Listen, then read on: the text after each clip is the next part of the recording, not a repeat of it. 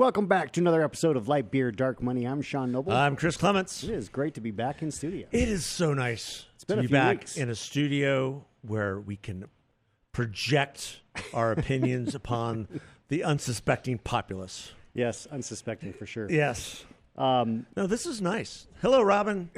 Good to be back. Robin and Billy. Back in the heat. Team. Yeah. But briefly, because I'm headed out of town today. You're heading out of town. I'm heading out of town. We're both. It's the dog days of summer. You know how you know the dog days of summer? Everyone's gone. The All-Star break of Major League Baseball. Oh yeah, because not that many people watch it. Number one, and number two, there's nothing on. Unless you want to watch a movie on one of your streaming platforms that you love.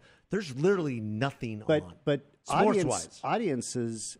I mean, there has been a growth in audience in Major League Baseball. Oh yeah, for sure. It's been interesting. Well, because they've sped the game up. Yeah, it's made it better, rightfully so. And I don't know whether you watched the All-Star game. I did not. So I watched a little bit of the home run derby, and then I realized it's the dog days of summer. Yeah, here we are. They mic'd up Clayton Kershaw and actually talked to him while he's pitching. Okay, live on TV. I think I read something about it. It was the best 4 or 5 minutes of TV that you will watch this month. Well, he's the greatest. It's fantastic. He's the greatest. So awesome. I told you the story when I ran into him at the teepee. Yeah, we're walking in. I'm like, I know that guy. Oh my gosh, it's Clayton Kershaw. So during spring training, the All-Star game was great. Baseball's doing well. Dodgers are back on a bit of a winning streak. Yeah. Hopefully, they were in a slump there for 7-8 games. Right. It was not good. Big news out of Southern Arizona.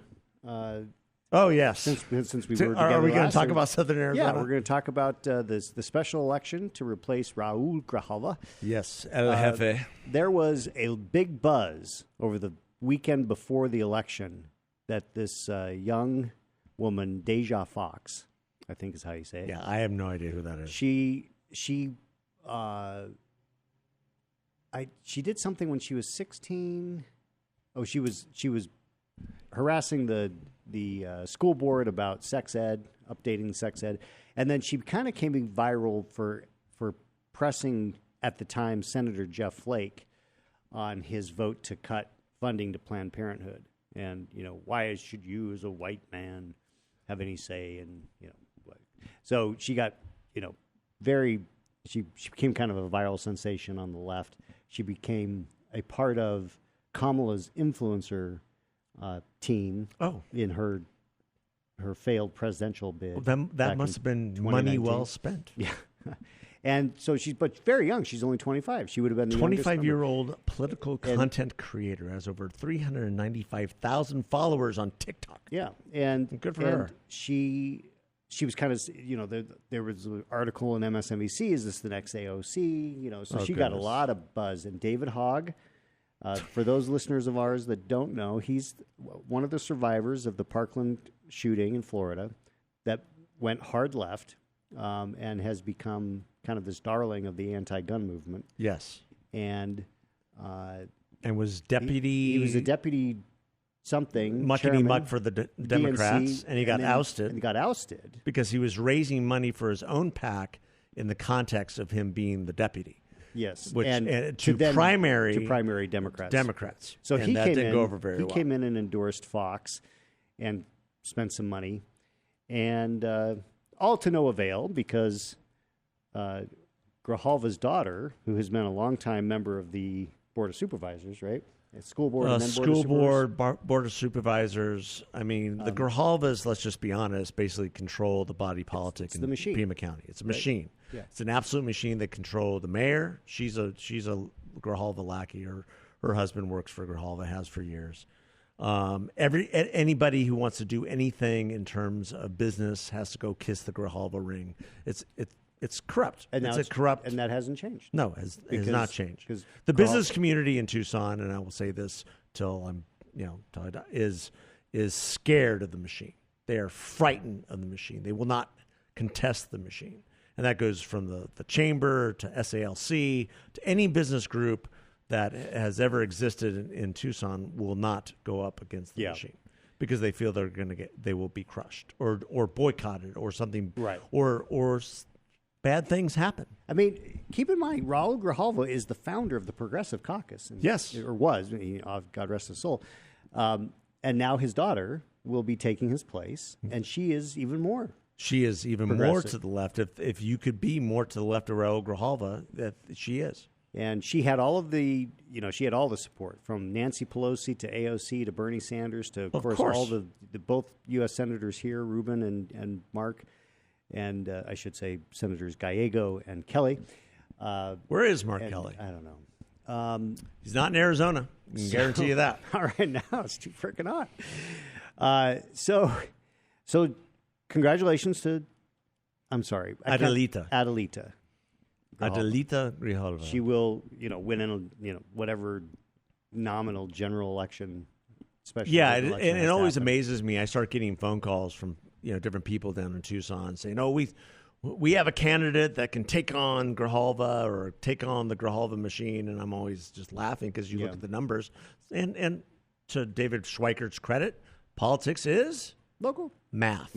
Yeah, it's math. And in Tucson with that district. It's math. Right. You have a 65 to 35 not only registration that, advantage. It was the only time that Grijalva was even close to being vulnerable was in 2010 when there was a rocket scientist running against him under the older lines. This is before redistricting. And I happened to be, doing the Coke stuff. The dark money day, the prince of dark money, the beginning of the dark money days. Yes, and we spent money in that district against Grijalva on behalf of this person. Well, and she came within like 4 or 5 points. Yeah, I can't remember her name. They immediately, redistricting then happened the next year, and boy, did they fix that problem. Oh, of course they did. So that district is as Democrat as Paul Gosar's is Republican. Yeah, we were talking offline about that. I mean, it's just as insane as some Democrat running against Paul. Paul has that seat for as long as he wants it. It is as red can be. It is crimson. Those are the two. Well, I don't know. Grijalva's. I'd have to look at the numbers, but Grijalva and what was the Gallego seat is now Yasemin Ansari. Yes.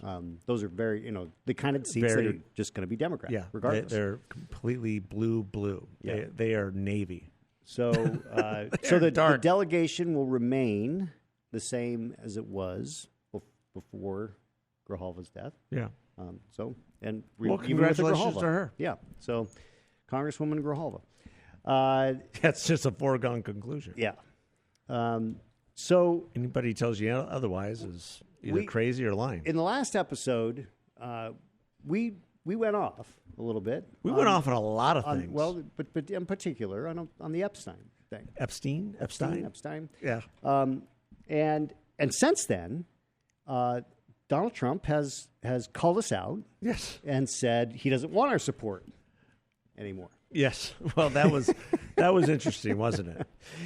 I know he wasn't talking about us. He's not talking about us, per se. But he really went on a rampage about, if you believe in this Epstein stuff, then I don't want your support. Well, he's trying to place it on the Democrats as some kind of plot in terms of, making everyone within the MAGA world be fixated on Epstein. And that hasn't been the case at all. No.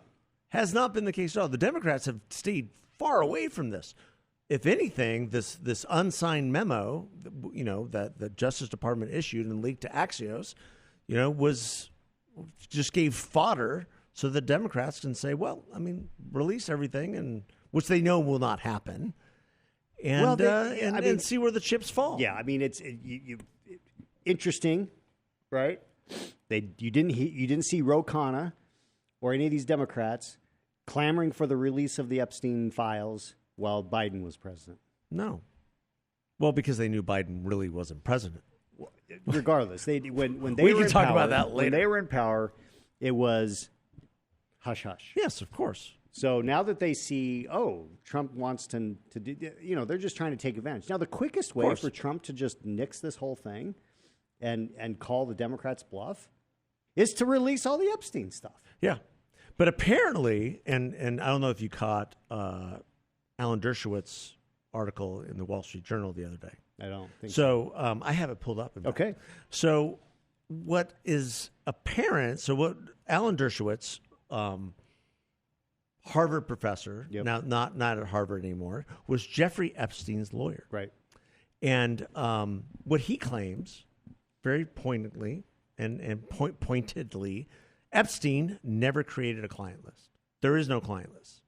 The FBI interviewed, I'm reading from his op-ed piece in the Wall Street Journal, which was published just the other day. Anybody can go read it. The FBI interviewed alleged victims who named several quote-unquote clients. These names have been redacted. They should be disclosed, but the courts have ordered them sealed. Right. Now, what Professor Dershowitz continues to maintain is that much could be revealed about these individuals, but the courts are not allowing it to happen. He goes on, I know who they are. They don't include any current office holders. We don't know whether the accusations are true. The courts have also sealed negative information about some of the accusers to protect them. Neither the Justice Department nor private defense lawyers are free to disregard court sealing orders. The media can and should petition the courts for the release of all names and information so the public can draw its own conclusions. I know our friend Tom Fitton at Judicial Watch is doing just that. Yeah. Well, I agree. So the Justice Department is, I think, this ties into what they're saying, is like, we can only release what we can release. And a lot of the juicy stuff, apparently, what is Professor is under seal. Yeah. Well, so they should release whatever they have. Yeah. Which they haven't done, as far as I know. Yeah. I believe there's probably stuff that they have not released. So they should, whatever they have, they should release. And whatever the court has under seal should be petitioned to be released. Yeah. Well, he goes on about the suicide. Now, this is what he says about the suicide, which we talked about the other day. Yes. We don't really believe that he committed suicide. Right. Although, he says, it is clear from the evidence that Epstein committed suicide. What isn't clear is whether he was assisted by jail personnel. That seems likely to me based on the evidence of allegedly broken cameras, transfer of his cellmate, and the absence of guards during relevant time periods.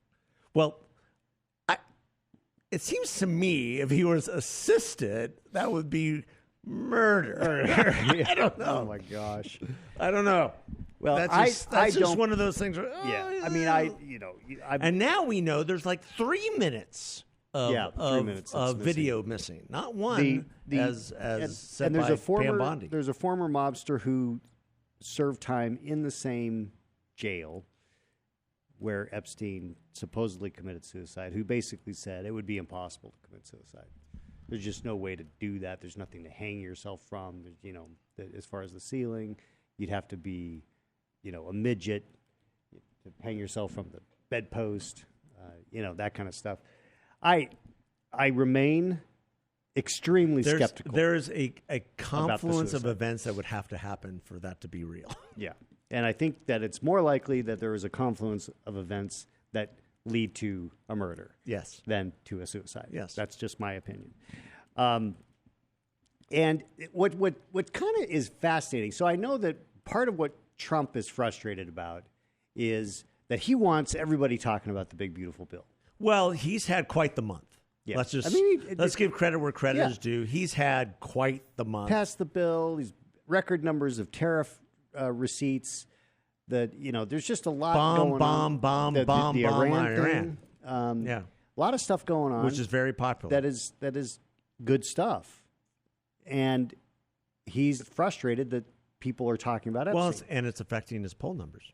And That's guess what? He's frustrated the about. fastest way to get this Epstein stuff off the front page is to release everything you have.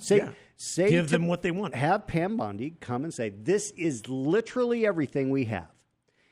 There are some stuff, as Dershowitz points out, in the courts.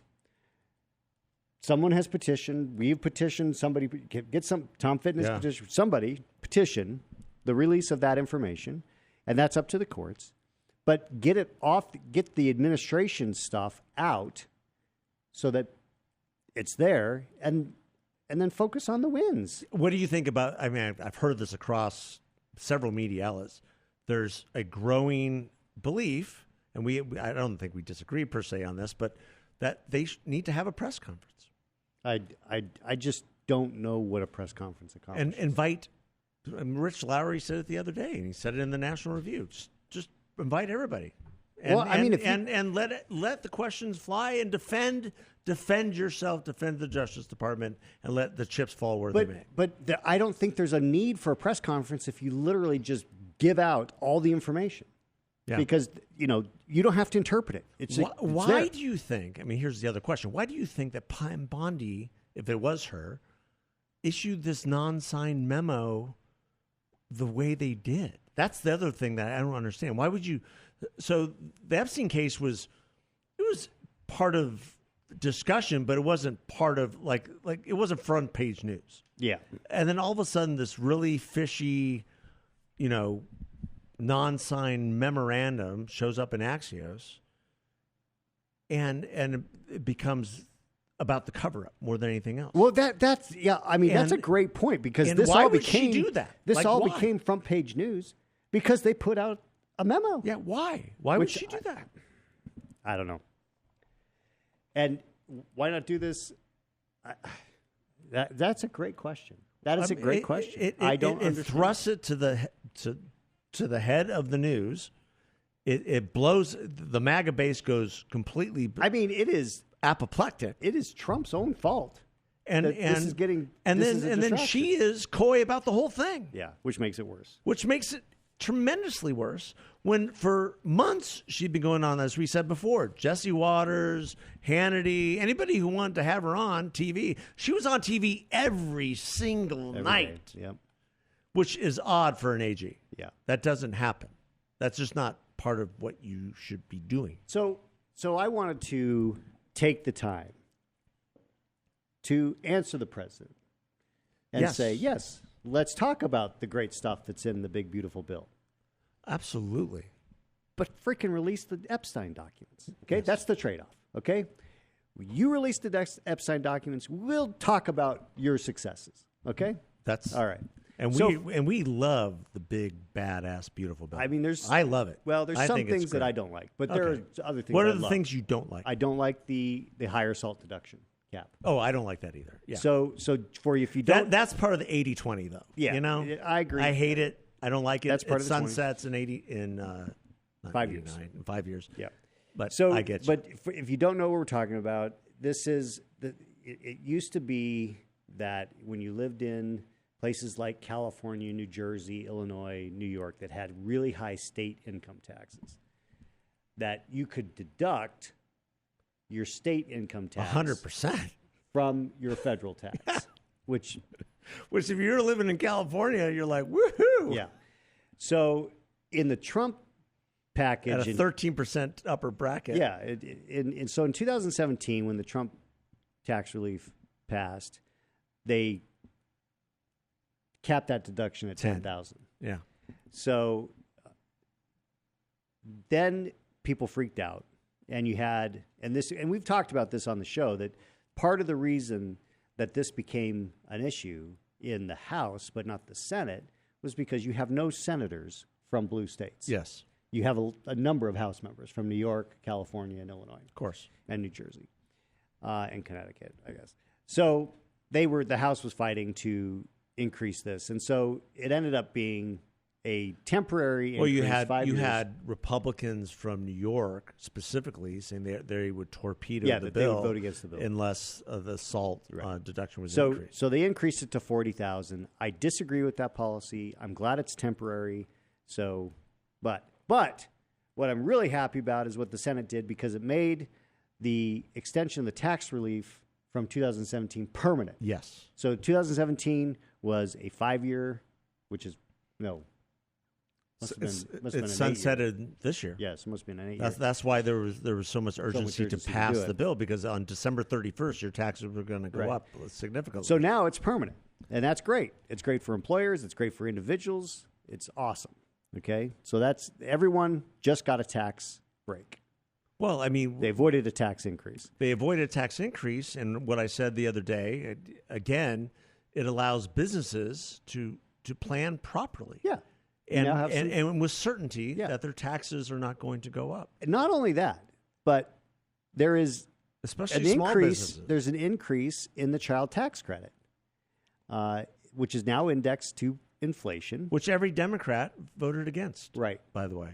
And that's their baby. Exactly, because that's guess their what? Little baby. Guess what? That child tax credit is means tested. Guess who doesn't get it? You don't get it. No. I don't get it. No. If you make, what is it, 150? Yeah. You don't get it. You don't get it. But at middle to low income, you get it. You get it. You get it. Which is great. Yeah, you should get it. And any child did they index it for inflation? Yeah. They did. Yeah. I mean, that is fantastic. That is such a Democratic priority. It's something that Democrats and Republicans fought over a long time because it's a credit. Right. It's not a reduction in tax. So it's actually money going out to people like cash. Yeah. And that's what a lot of people don't understand. Is that you claim the credit, but you get it. Yeah. You get it in terms of cash, like a check from the government. If you pay $1,000 in income tax and you have the child tax credit, you're going to get $1,200 in cash back. Yeah, it's a major win for you. Yeah.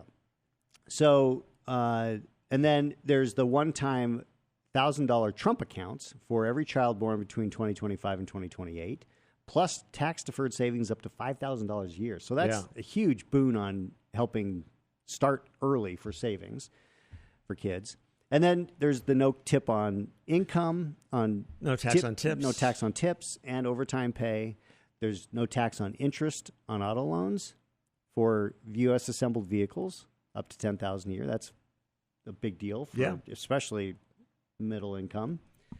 And there's an increased standard deduction with a boost of $6,000 for seniors that basically covers what they get taxed on Social Security. So that takes the Social Security tax away. There's the permanent expansion of the estate and gift tax exemption, which is now 15 million single, 30 million couples. I know something that's near and dear. Well, I mean, I've been advocating because this affects small businesses. This affects family farms. It affects small, our industrial side family businesses. Family distributorships, beer distributorships across the fruit plain.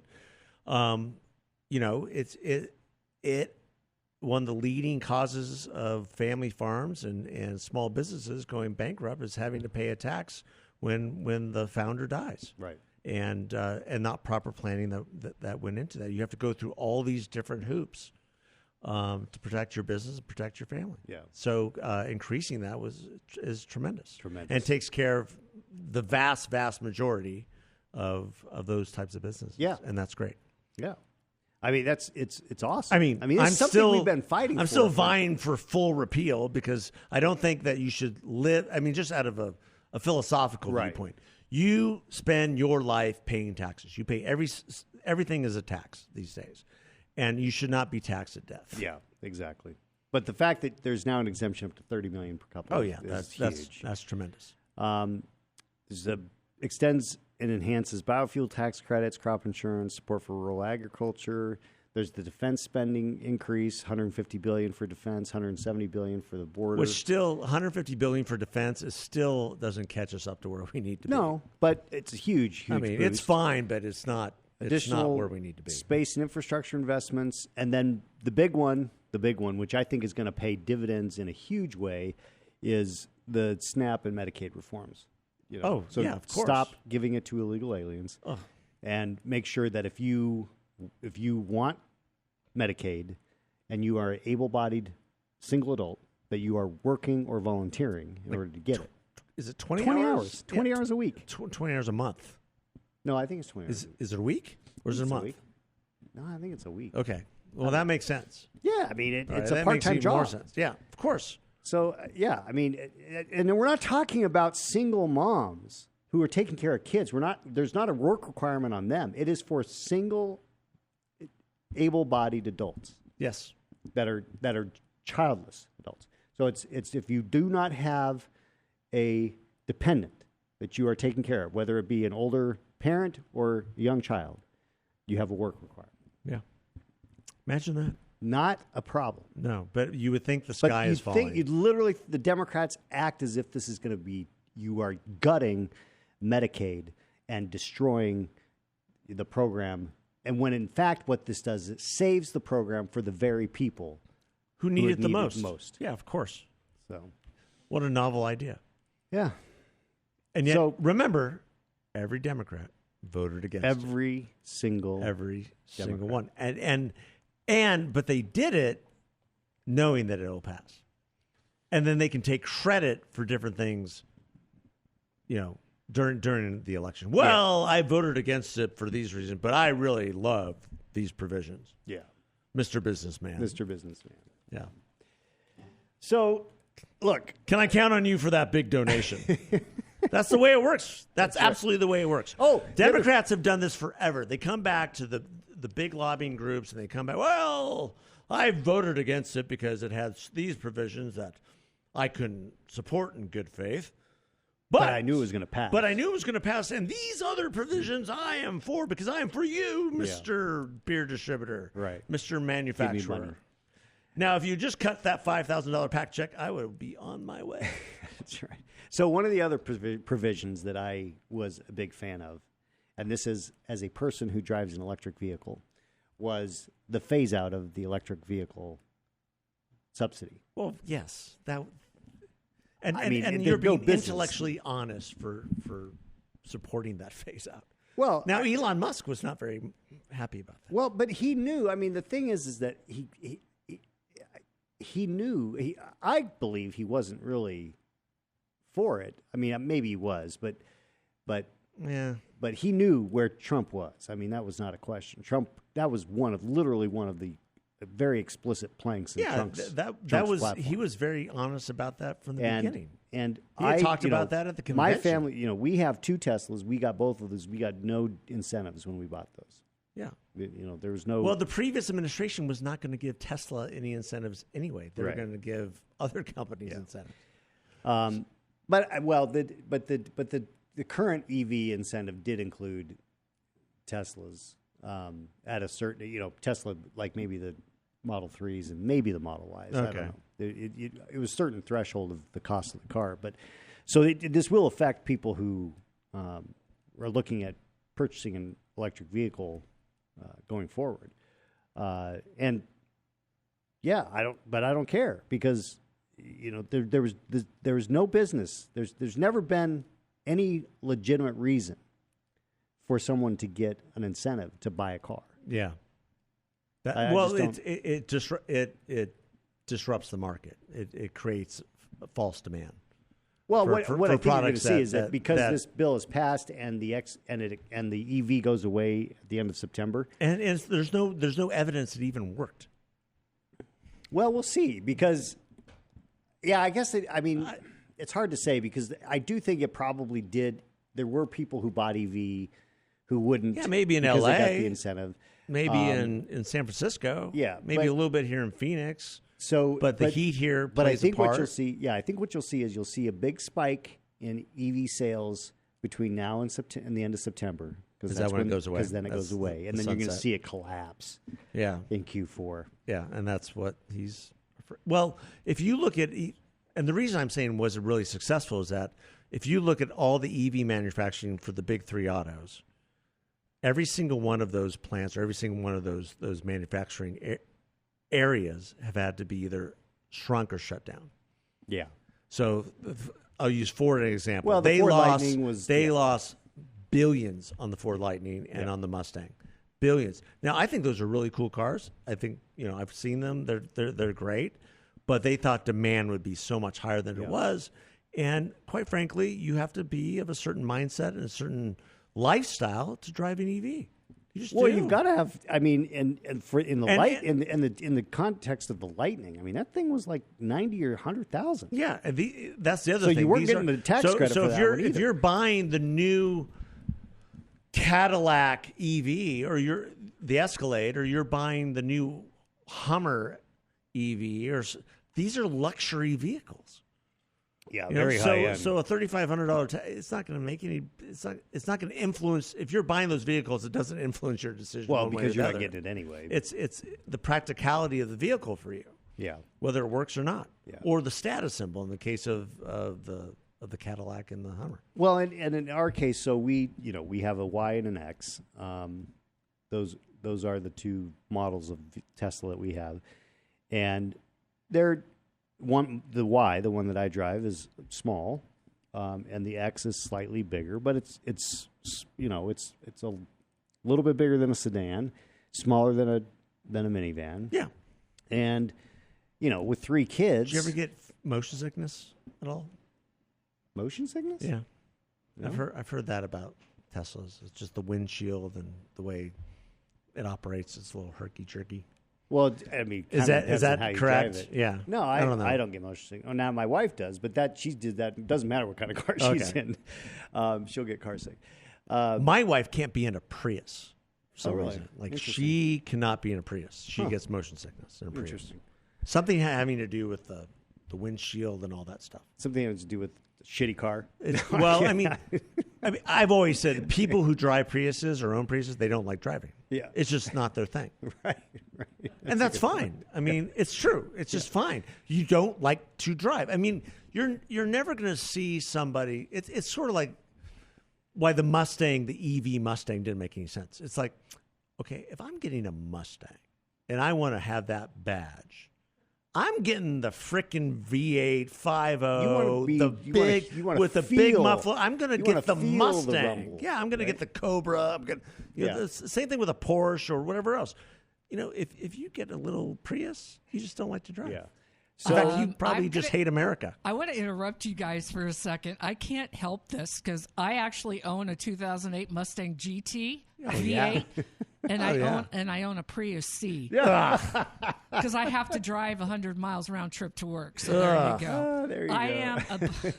I am that person. You are that person. Well, at least you balance it out though. You have your practicality, which I get, yes. but you've got your muscle car. Good old Robin. But I drive that Prius like I drive my Mustang. So there you go.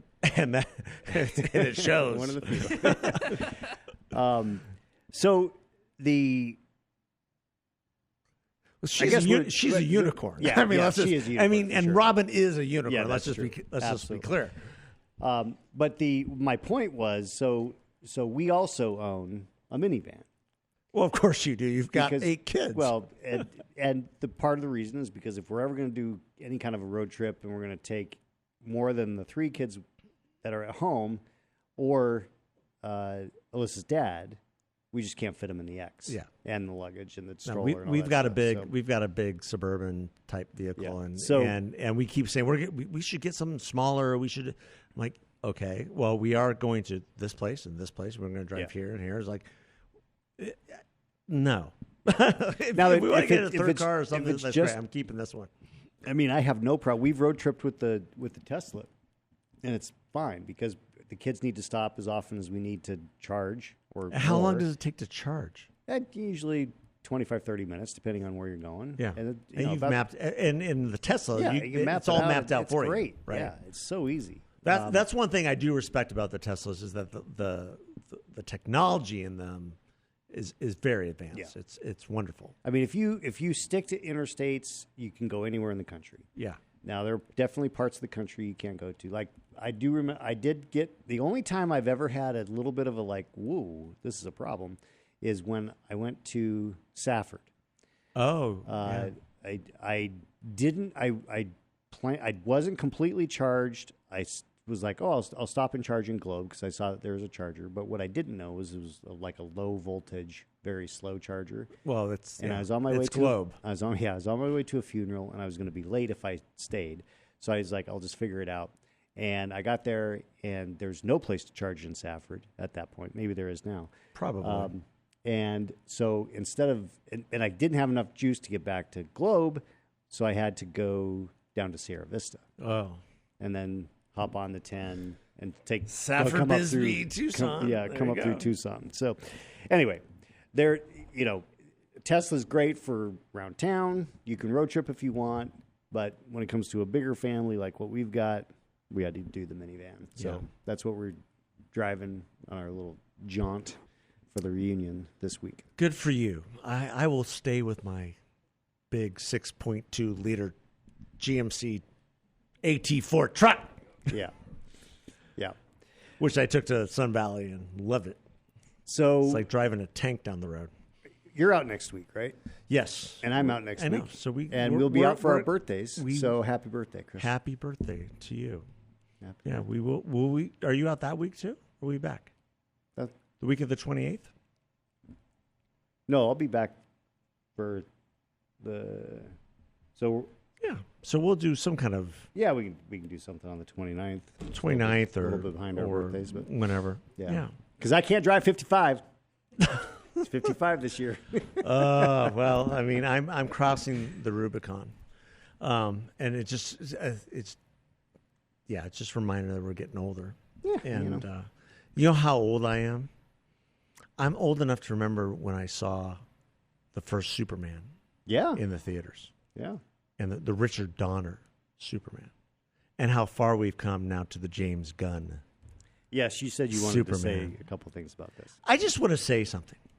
I haven't seen it yet. You haven't seen it yet? No. Okay, for kids and stuff, I mean, there's some good parts of the movie. Are you a Superman fan? Yeah. Okay.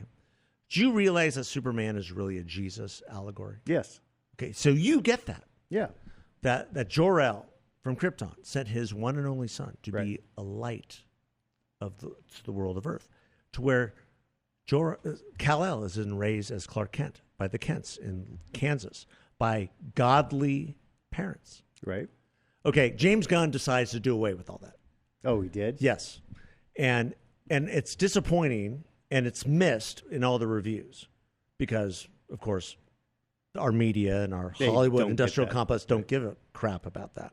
But that's the essential piece of Superman people don't understand, is that it's a Jesus allegory, rightfully or wrongly. It doesn't really matter. But every movie has really played upon that in terms of the relationship between Kal-El and his heavenly father. That's why he goes to the Fortress of Solitude, so he can know where he came from and understand the values from Jor-El. And at the same time, he's got the guidance and understanding and influence of his earthly father, epitomized in Jonathan Kent, who, by the way, in the Zack Snyder movies, was played by Kevin Costner and brilliantly played by Kevin Costner. They decided to do away with all of that in the new Superman movie, and it's learned in midway through the movie, and this is a spoiler, that Jor-El actually sent his son to rule the earth and to impregnate the women of Earth and create super harems. What? Yes. Oh my gosh! What a bastardization! Now they try to push that aside by saying, "Oh, but he was raised by his, parents in Kansas," and they make the Kansas parents kind of like these country bumpkins, of course, and which is wrong. And they get that partially right. And they play a little bit to the relationship between Jonathan Kent and Clark Kent, and how Jonathan says you were raised by us and you this is the person you are now. But they blow up the other part of the allegory and the narrative, which I find blasphemous. It is. And I had to explain it to my daughter the other day because she's like, "Oh, I really love the movie. It was shiny and bright, and the acting's good, the special effects is good, all that stuff is good. The relationship between Clark and Lois, really good. They get that right. It's good. The whole reason Superman is because he's both super and man. I mean, they blow up the very premise of the original story. Yes, which every single director that has directed Superman understood. And it was sacrosanct to them. Yeah, Bryan Singer really understood. Well, I mean, and James Gunn blows it up because he's a godless heathen or something. I don't know but he directs great action movies. Well, is it because he's a godless heathen, or is it because he just doesn't understand that that's actually what he doesn't see the allegory? No. I think he knows it. I think he wants to give us, the people who respect that allegory, who understand that allegory, he wants to give us all a big middle finger. Really? Yeah, I do. Wow. So it's nefarious. Yeah, I think it's on purpose. It's not just an oversight. No, I think it's on purpose. I think he wants to give everyone a big middle finger. I mean, Batman is the way Batman is because he saw his parents murdered in front of him, and darkness consumes him. Yeah. Vengeance consumes him. He is the antithesis of Superman. Right. Which is why Gotham is dark and dismal and kind of demonic, and so is Batman, and Superman is bright and shiny, and they get that right. But they don't get why he's bright and shiny. Yeah. And he's bright and shiny because... So... What's your recommendation on whether people should go see it? Go see it, make your own conclusions. Okay. You know, but it's had a huge Mr. Terrific kind of steals the movie, which I knew nothing about Mr. Terrific before, and I thought that was a great part of it. The dog really steals the movie. The dog's in it? Yeah, Crypto's in it. Really? And it's sort of the Earth 2 version of Crypto, where he's actually Supergirl's dog. So it's all, there's a lot of great parts in the movie. I don't want to just totally defame the movie, but that part you just to want to me, defame the director. Well, yeah, that part to me is just essential. Yeah. To who Superman is. All right. So, and James Gunn just, blew it, or either intentionally or not intentionally. I think very intentionally. He just decided, And the way they describe it, I don't want to ruin too much of the movie, is because there was a glitch in the video of Jor-El that Clark or Kal-El would always watch to give him inspiration. But when they put the rest of it together, it's actually about Jor-El ordering Superman to rule the earth and populate it with superheroes. Wow. Which is like, no, that's not who Jor-El was. Yeah. And nothing in the lexicon ever showed That's that, right. Ever. Okay. Well, go see it if you can. Yeah, but have a super, super week. Have a great week. And God bless everybody. Stay out of the heat. Enjoy the rain that's coming. Yeah. It rained the other day, for a minute. A minute. A whole minute. All right. Thanks, everybody. God bless. Take care.